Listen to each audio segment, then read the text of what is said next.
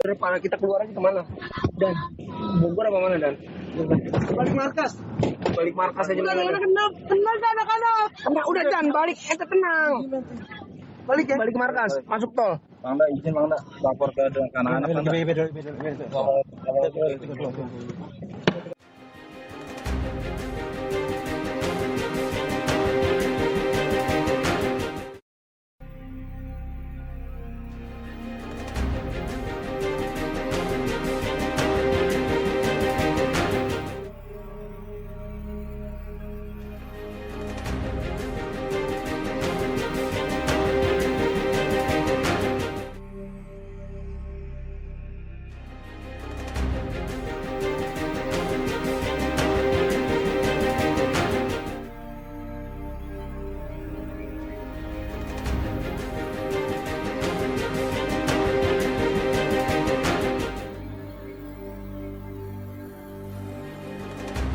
Simpan dengan baik karena ini barang bukti tidak boleh kita hilangkan, tidak boleh kita musnahkan. Dan pemilik mobil ini pun sudah secara lisan sejak jauh-jauh hari menyatakan ini diberikan, yaitu untuk kepentingan perjuangan penegakan keadilan. Jadi yang punya mobil ini tidak meminta mobil ini untuk kembali. Nah, karena itu kita amankan terlebih dahulu, nanti kita akan tempatkan di satu tempat untuk terus kita simpan. Sampai kapan? Sampai digelarnya pengadilan HAM untuk menegakkan keadilan bagi para 6 syuhada, insya Allah. Bapak Kapolri, kami dukung Bapak. Kami dukung polisi. Yuk kita bersihkan Polri dari seluruh oknum yang kejam, dari seluruh oknum yang baik. Kami tidak menuduh Pak. Baik, kita nggak usah nuduh Pak. Ayo kita keluarkan lagi CCTV. Nanti kan ketahuan siapa yang terlibat di sini. Saya pikir ada dari beserta berapa selektor saya kira itu nomor seri polis ada kok CCTV, ada semua mobil kelihatan Pak. Apa betul ada mobil petugas yang diserang sama latar akan menghancurkan dan saudara, kemudian dia punya bodinya disabet-sabet dengan parang. Apa betul? Nanti di CCTV kelihatan Pak. Mobil yang mana itu yang disabet oleh laskar? Kenapa CCTV tersebut harus disembunyikan? Nah, jadi kalau kita membicarakan novum baru, itulah adalah novum baru. Dan saudara, sekali lagi pernyataan jaksa bahwa saudara tim pengurus CCTV Sambo adalah tim yang sama yang mengurus CCTV KM50. Karena sebetulnya soal PK itu kan bukan urusan polisi, itu urusan pengadilan dalam rangka memberikan hak peninjauan kembali kepada. Sebetulnya soal PK itu kan bukan urusan polisi, itu urusan pengadilan dalam rangka memberikan hak peninjauan kembali kepada seseorang atau sekelompok orang yang memang sudah dianggap sudah mendapatkan asesmen ya atau pengajian begitu mengenai apakah memang novum yang diberikannya itu memang betul-betul novum atau tidak. Nah, kalau memang dalam hal ini Rizik menganggap bahwa ada novum terkait dengan KM50, menurut saya diuji saja, dimasukkan saja kepada pengadilan negeri setempat. Dari Mabes Polri itu berbarengan dalam sendiri, Komnas dalam sendiri. Tapi jangan dikira kita saling bersinggungan, tidak. Kita akan selesai di tingkat polisi. Nah, apakah Komnas HAM akan terus berproses atau sudah selesai? Iya, tugas Komnas HAM sebagaimana saya katakan ada dua, melakukan penyelidikan pemantauan. Meskipun itu bukan pro justisia. Yang kedua, tugasnya pengawasan. Kedua tugas itu bisa berdampingan dalam rangka mencari, mendengar hasil-hasil pemantauan pendidikan itu, kemudian menjadi pembanding terhadap apa yang dihasilkan. Dia berbeda satu peristiwa yang lain. Contoh misalnya KM50, Komnas HAM melakukan penyelidikan pemantauan dulu, hasilnya dikasihkan ke penyidik. Penyidik kemudian melakukan tindakan lebih lanjut. Sekarang ini berbarengan, tim sus, penyidik dari Mabes Polri itu berbarengan dalam sendiri, Komnas dalam sendiri. Tapi jangan dikira kita saling bersinggungan, tidak. Kita berkoordinasi sejak awal. Itu kesepakatan. Pak, dari 15 handphone yang di...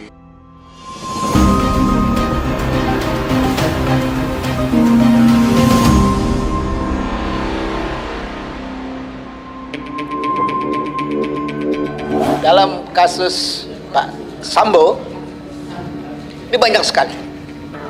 Tentunya ini berdampak pada tindakan Pak Kapolri terhadap hukuman-hukuman yang terhadap sekian lama ini. Yang kedua, ini ada apa sampai institusi terlibat sebanyak ini? Ada kesan bahwa ini ada geng-gengan di tubuh Polri. Ada kesan bahwa ini suatu kebiasaan yang sudah terjadi untuk saling menutup kasus per kasus.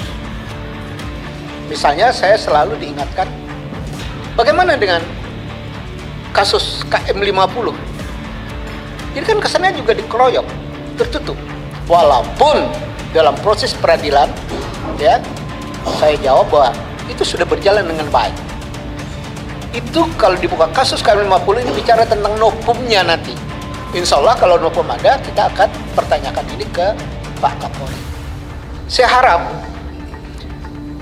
di rapat hari ini semuanya terang benderang agar pertanyaan-pertanyaan ini bisa kita selesaikan hari ini agar kita melihat proses peradilan kita lebih fokus ke sana. Yang ada hari ini adalah bias-bias yang membuat Polri jadi semakin terpuruk. Inilah tantangan yang hari ini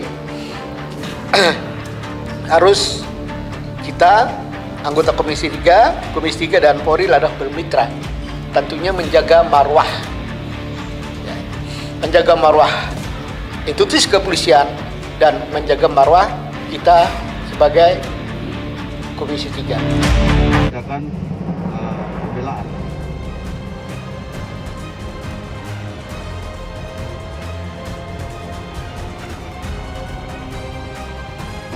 Memang benar terjadi penyerangan yang aktif menyerang ya dari kelompok itu dari awal. Itu kita sepakat yang kita kirim Pak Beni Mamoto. Mengapa Pak Beni? Karena beliau punya background reserse.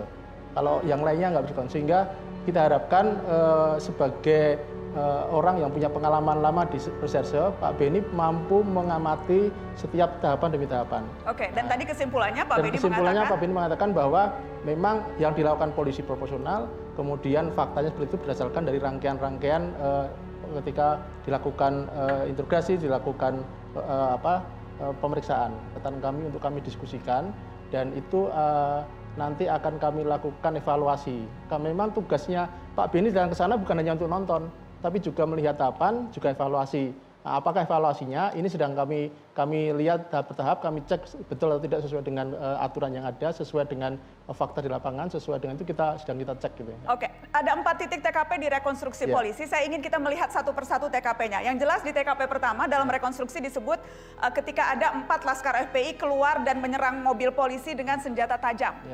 Kemudian disebutkan polisi mengeluarkan tembakan peringatan dan dibalas karena serangan pertama dari FPI. Rekonstruksi itu karena itu kan sebetulnya kan merupakan menggambarkan apa yang merupakan hasil pemeriksaan yang ada di BAP. Rekonstruksi menunjukkan bahwa yang terjadi seperti itu dan polisi melakukan pembalasan. Hasil penyidikan sementara, kami peroleh fakta bahwa ditemukan senjata api dan senjata tajam di TKP. Ditemukan penggunaan senjata api dengan didapatnya. Saya mau kritik ya, secara normatif saja. Jadi di dalam kitab Undang-Undang Hukum Acara Pidana tentang proses bagaimana menemukan peristiwa pidana dan menemukan pelaku, ya, pasal 109 ayat 2 itu, ya, itu satu peristiwa pidana itu bisa dihentikan kalau dia tidak cukup atau bukan peristiwa pidana, atau dinyatakan dia adalah dihentikan demi hukum. Nah, untuk dihentikan demi hukum ini ada 3 lagi syaratnya. Itu merujuk kepada pasal bab 8 di dalam KUHP. Kalau tadi KUHP, ini KUHP. Saya mau jelaskan ini supaya ngerti kita semua ya prosesnya itu. Ini yang saya mau kritik. Apa itu demi hukum? Dihentikan demi hukum. 1, pidana denda yang sudah dibayar, ya, hanya denda. Misalnya pelanggaran lalu lintas sudah dibayar, udah nggak ada lagi itu sidang. Jadi dia menurut pasal 82 KUHP. Yang kedua itu dia nebis in idem. pasal 76. Nggak boleh lagi tuh diusut ya. Kemudian pasal 78, kadaluarsa. Nah, ada satu hal yang penting. Pasal 77 KUHP. Kalau pasal 77 itu adalah sebuah proses penuntutan yang berimplikasi penuntutan itu adalah berhulu dari penyelidikan dan penyidikan, itu tidak boleh dilakukan kalau tersangkanya sudah meninggal. Nah, sekarang pertanyaan yang besarnya, tanda tanya besar, ini siapa tersangkanya? Yang 6. Yang 6 sudah meninggal. Tidak boleh ada proses hukum terhadap yang 6 itu kembali. Jadi kalau itu dilakukan, ini pelanggaran terhadap norma hukum. Berarti negara kita bukan negara hukum. Karena apa? Karena saya lihat, ini ada panggilan terhadap satu wartawan ya.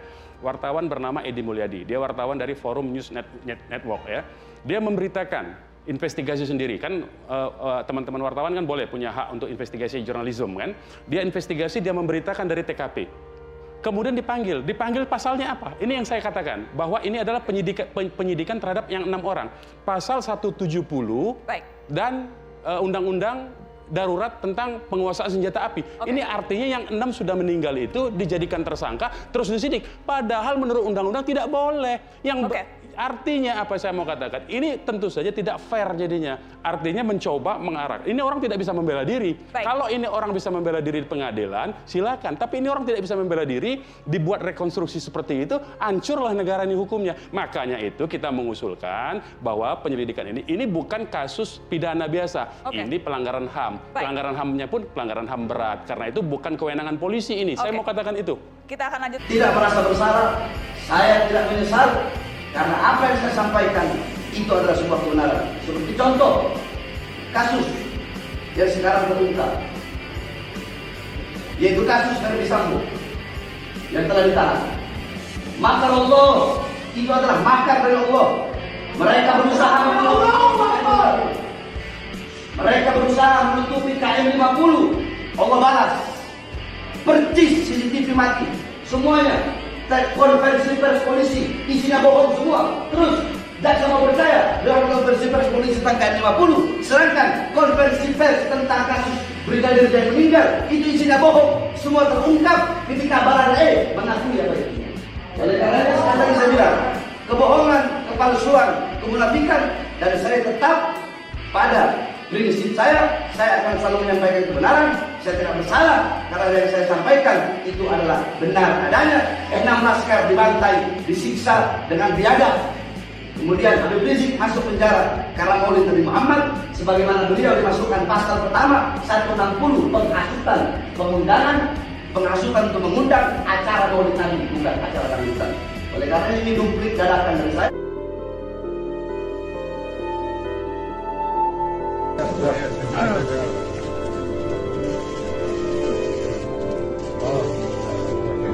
Kalau tim penasehat Bang, kalau tim penasehat Bang, Abang ini.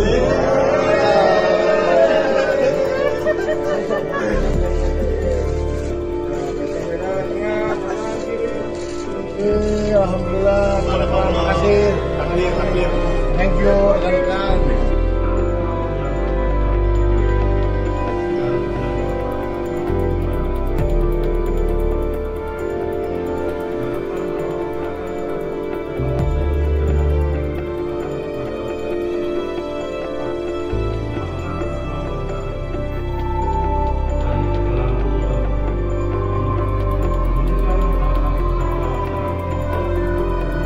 pada kantor perwakilan PBB di Jakarta yang disebut sebagai United Nations Resident Office atau kantor perwakilan PBB di Jakarta. Intinya dalam surat yang kami kirimkan kepada pimpinan perwakilan PBB di Jakarta ini, yaitu di Menara Tamrin lantai 7, adalah bahwa yang selama ini disebarkan oleh pemerintah dan Komnas HAM bahwa pembunuhan terhadap 6 pengawal HRS yang terjadi pada tanggal 6 Desember tahun 2020 itu hanya pembunuhan biasa. Padahal TP3 menemukan bahwa pembunuhan tersebut merupakan pembunuhan sadis yang didahului dengan penyiksaan, dan karena itu masuk dalam kategori pelanggaran HAM berat. Karena itu maka pengadilannya haruslah mengikuti pengadilan yang diatur dalam Undang-Undang Nomor 26 Tahun 2020, yaitu Undang-Undang tentang Pengadilan HAM. Nah, dalam surat yang kami kirimkan kepada kantor perwakilan PBB tadi, kami sebutkan bahwa pembunuhan tersebut bukan hanya dilakukan oleh aparat kepolisian, tetapi juga oleh aparat yang berasal dari lembaga negara yang lain. Jadi kita ingin mengatakan bahwa pembunuhan tersebut dilakukan oleh aparat negara. Kemudian kami juga melaporkan bahwa pemerintah selama ini bertindak sangat nyata dengan melibatkan Komnas HAM, bahwa pembunuhan yang disebutkan pembunuhan biasa yang sebetulnya adalah pelanggaran HAM berat itu dilakukan melalui merujuk kepada hasil pemantauan yang dilakukan oleh Komnas HAM. Jadi laporan Komnas HAM yang disebut sebagai laporan hasil penyelidikan pada kenyataannya hanyalah hasil pemantauan, sehingga tidak masuk kategori atau laporan yang bisa menjadi dasar dilakukannya proses hukum. Karena hanya laporan pemantauan, maka karena itu kami laporkan juga kepada perwakilan PBB tadi bahwa pemerintah, terutama Presiden Jokowi, harus menepati komitmen atau janjinya untuk menuntaskan kasus pelanggaran HAM berat itu secara pro justisia, secara aturan yang berlaku di negara Indonesia, yaitu bahwa penyelidikan harus dilakukan dimulai dari komitmen pemerintah untuk meminta Komnas HAM melakukan penyelidikan. Setelah itu baru ada proses lanjutan, yaitu melibatkan Kejaksaan Agung untuk melakukan penyidikan. Baru setelah itu ada proses di pengadilan. Nah, faktanya ini belum pernah terjadi. Yang ada hanyalah rekayasa supaya publik seolah-olah bisa dipaksa untuk menerima bahwa proses hukum telah terjadi, yang faktanya itu belum pernah terjadi. Karena penyelidikan sendiri belum pernah dilakukan oleh Komnas HAM. Karena itu salah satu yang kita tuntut adalah supaya Presiden Jokowi menepati janji untuk menuntaskan kasus pelanggaran HAM berat ini, pembunuhan sadis terhadap 6 pengawal HRS, dilakukan sesuai komitmennya, yaitu untuk prosesnya dilakukan secara adil, transparan, dan diterima publik. Sejauh ini hal-hal tersebut belum pernah dilakukan, baik oleh Komnas HAM maupun oleh lembaga-lembaga penegak hukum di Indonesia. Yang ada hanyalah pengadilan dagelan atau komedi, yang karena itu kami menuntut untuk Presiden Jokowi menepati janji agar kasus pembunuhan HAM berat ini dituntaskan setuntas-tuntasnya secara adil, transparan, dan dapat diterima publik, yaitu mengikuti ketentuan yang ada dalam Undang-Undang Pengadilan HAM, yaitu Undang-Undang Nomor 26 Tahun 2000. Kalau itu belum dilakukan, kami dari TP3 juga dari UI Watch akan terus melakukan advokasi termasuk seperti yang kami lakukan hari ini, yaitu mendatangi kantor perwakilan PBB di Indonesia di Menara Tamrin ini agar rakyat paham apa sebenarnya yang terjadi dan apa manipulasi yang dilakukan oleh Komnas HAM dan lembaga-lembaga penegak hukum yang ada di Indonesia, bahwa selama ini disebutkan telah ada pengadilan dan misalnya Kapolri minta novum, padahal pengadilan secara pro justisianya sendiri belum pernah dilakukan. Jadi kami sekali lagi menuntut dan mengajak seluruh rakyat Indonesia untuk menuntut Presiden Jokowi agar maaf ya Pak. Kalau begini ada izin dulu Pak, nggak boleh rekam aja Bapak, maaf ya. Itu ada aturannya nggak Pak? Ada aturannya Pak. Boleh minta aturannya. Kalau nggak Pak, laporan ke manajemen nggak bisa Pak. Pak, mohon maaf, doa dulu ke teman ya. Orang nggak bisa. Iya Pak, kita nggak tahu Pak aturannya. Iya. Sekarang kan Bapak ngasih tahu. Iya. Ya. Oke, kita akan berhenti. Iya. Terima kasih udah ngasih tahu Pak ya. Iya, siap. Oke. Tapi belum ada lagi ya. Apa? Mohon kalau begini laporan dulu Pak. Sebentar juga nggak bisa. Nggak. Antum tahu nggak kita bicarakan ini tahu apa? Segini Pak. Kalau nggak saya tahu ya. Dia saya tahu. Saya ingin tahu yang kita bicarakan ini apa? Kita begini Pak. Kalau ada sesuatu di sini apa kamera video di sini harus laporan dulu Pak. Mohon maaf Pak. Ini kan nggak kemana-mana. Ini kan Pak izin Pak. Sudah ada prosedurnya Pak. Mohon maaf Pak ya. Gimana prosedurnya? Ya kalau begini Pak. Kalau misalnya ada video, mohon maaf Bapak. Sudah prosedurnya izin dulu ke manajemen Pak. Mohon maaf ya. Pak, makanya kita ngelarang Pak. Pasti diizinin ya. Pasti diizinin kalau Bapak. Pasti Bapak kalau mau. Oke, gini aja udah. Ini aja diambil sedikit dah. Tutup udah habis itu udah. Bapak izin dulu Bapak, maaf. Izin dulu Pak, izin dulu aja Pak ya. Ya, izin dulu. Ya, lo mah ribut aja lo. Bukan begini Pak, mohon maaf Pak, izin dulu Pak. Bukan saya kagak boleh berhenti Pak. Kita udah berhenti udah. Bapak tenang aja. Iya, saya tahu ya. Bapak tenang aja, kita berhenti sekarang. Iya, ya. Ini cuma foto ini aja nih. Udah, ya. kita udah berhenti. Bentar satu. Ya. Kayak anak kecil Pak. Jangan Pak, mohon maaf Pak, izin dulu Pak. Mohon maaf Pak, saya tidak mau. Ya, maaf. Iya, saya izin deh. Ya, izin dulu ya Pak ya, maaf.